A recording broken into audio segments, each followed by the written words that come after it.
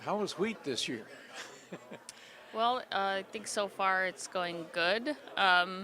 We'll see pretty soon with this rain coming. We're going to be paying attention to the ice that's going to probably form over a lot of fields, but I'm not too concerned. I think we'll be all right with this, getting through the winter. Okay, so you think that they're over most of the wheat areas in Illinois, they may have had enough moisture this last fall to bring it out Oh, for yeah. this next spring. So Yeah. okay, Yeah. all right. Tell me what you got going with those soybean folks. This is interesting.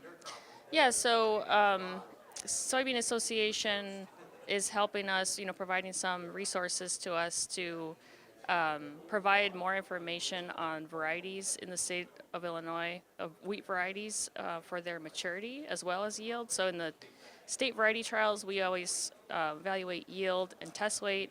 In addition to that, we're looking at maturity dates as well, providing that so that there is a consistent information for people to look at and consider because we know that maturity, in addition to yield, is important for double crop profitability.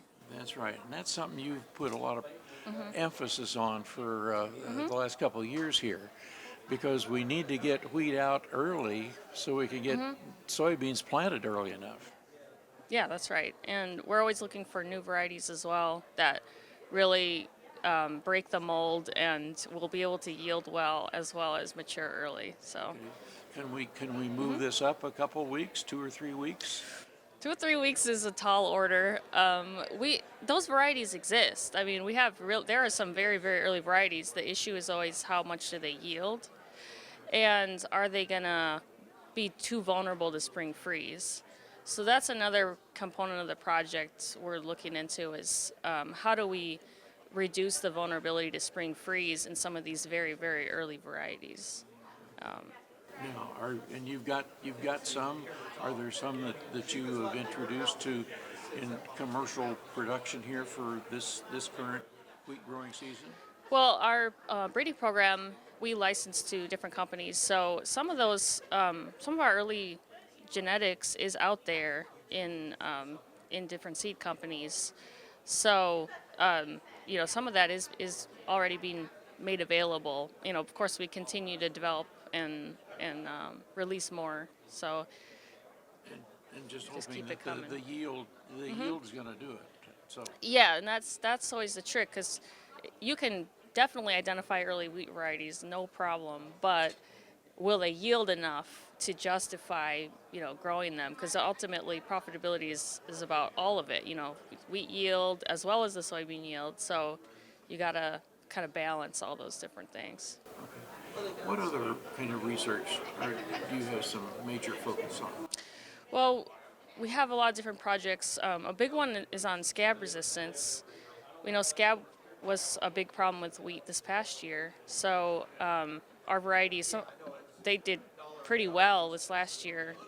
The scab resistance was really beneficial, and we keep improving that.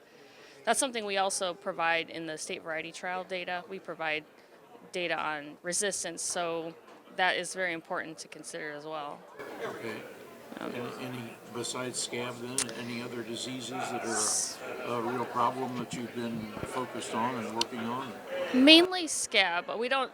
There, we always select against susceptibility for different things, but the main disease that we are mostly, putting a lot of our effort in is scab. Other things are just not as big of a problem here in the state, but of course, you have to always select for greater tolerance. And then of course, we have a lot of other projects going on. Now there's some new ones this year that we're collaborating with agronomists on that is actually focusing on optimizing management. So we're looking at, comparing different herbicide programs as well as looking at different, combinations of growth regulators, fungicides, and trying to look at what's the economic return of different combinations, and not only looking at what are these treatments, how do they impact yield, but how they impact quality of the crop, how do they impact scab susceptibility. So, you can get the full picture because if something improves yield, but it it, is not good for your test weight, then you're just spinning your wheels. So we're looking into that as well this year for the first time. You've gotten a lot of cooperation, collaboration, funding from Siemer Milling. They've been a pretty good friend. Yeah, definitely. Definitely. Yeah, so we're really thankful for their support, and some of this new work that we're doing, wouldn't be possible without their support.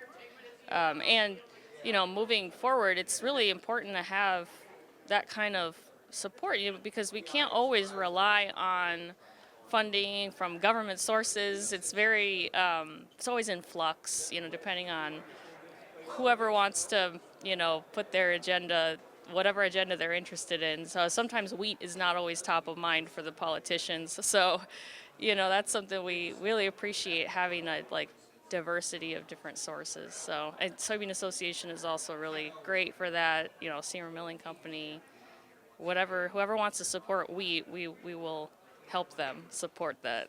So.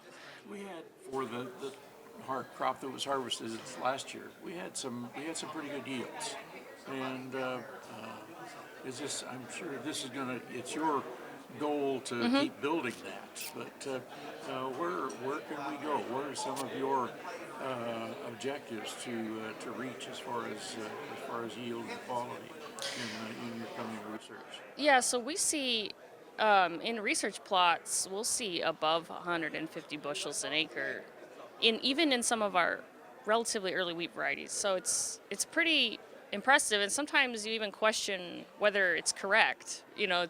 But you know when you actually see the grain being produced, you know that, okay, this is correct, right?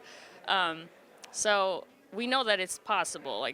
There is no, nothing theoretically that is limiting us. So we know it's achievable. It's just a matter of getting that to be more routinely achievable for everyone. If the weather would cooperate. Yes, of course, yeah. So, but I mean, I think we actually have a really good environment for growing wheat. I think a lot of people don't realize that, because wheat's mostly grown in the plains in the West, and I think a lot of that's because it does well relative to other crops, right? But here we can grow just about any grain crop successfully and really well, and wheat is not an exception to that. So.